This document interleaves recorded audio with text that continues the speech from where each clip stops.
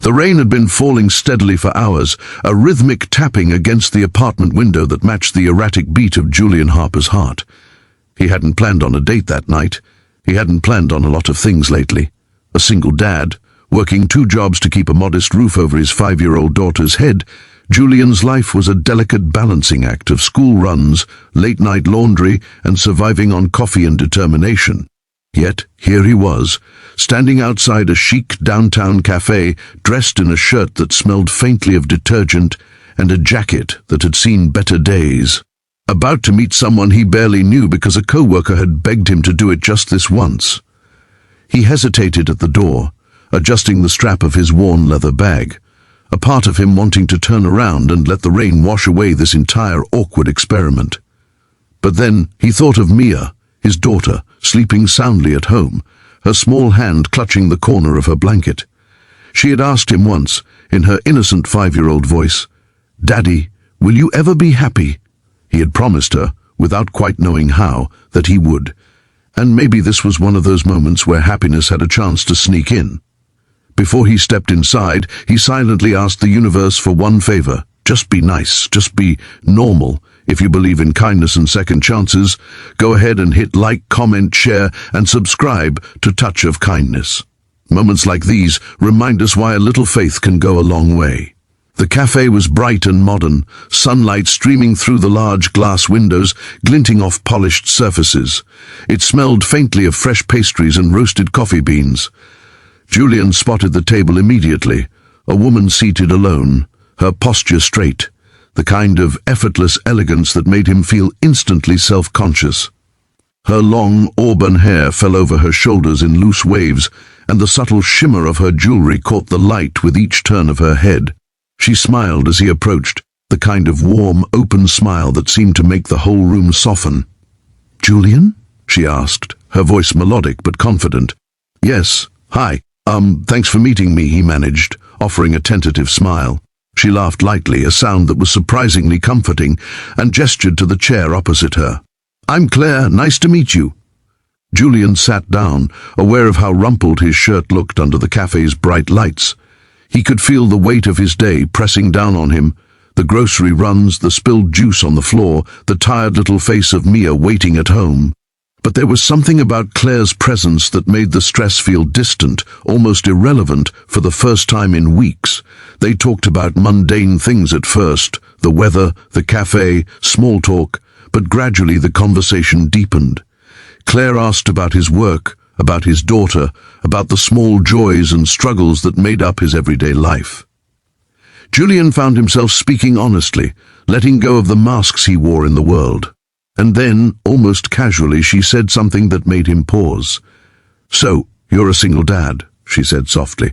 "That's admirable. It's not easy, raising a child on your own." Julian swallowed hard.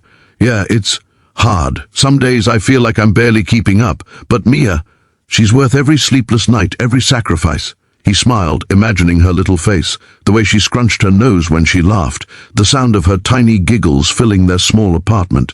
Claire nodded, her eyes kind but curious. "And do you get time for yourself? Do you even think about dating?" He hesitated, feeling the familiar pang of guilt.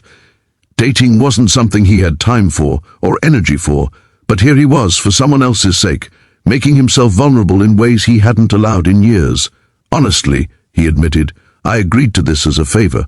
I didn't expect much, but it's actually nice to talk without worrying about bills, schedules, or responsibilities for a little while."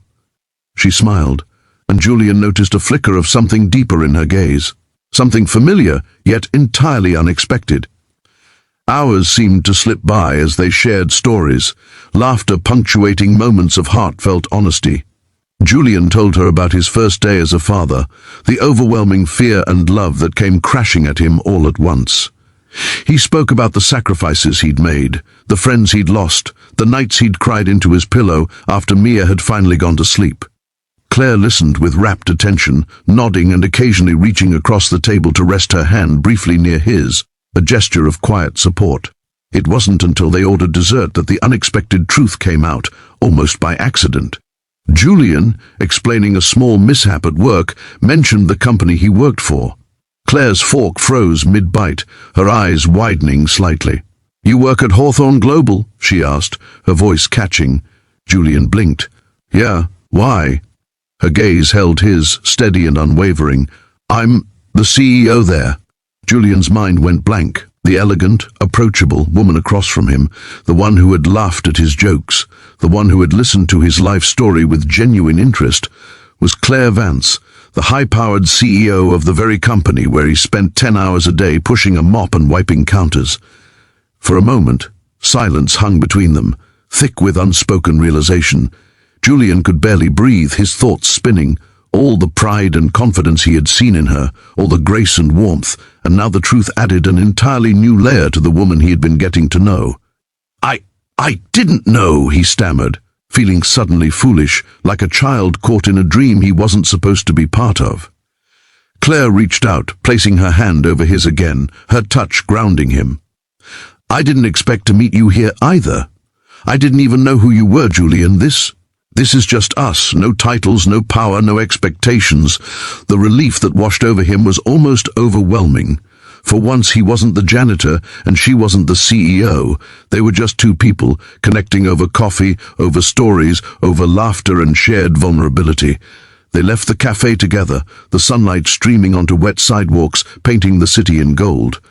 Julian walked carefully, unsure if he should mention Mia, unsure if he should even dream that someone like Claire could fit into their little, complicated life. But when she smiled at him, just the way she had at the beginning of the date, something inside him shifted. Hope, tentative, fragile, but very real, began to take root. Over the next few weeks, Julian and Claire continued to see each other, each meeting a careful dance of worlds colliding. Claire never asked him to change, never demanded that he step into a world he wasn't ready for. Instead, she showed up, quietly and consistently, her presence becoming a new kind of stability in Julian's life.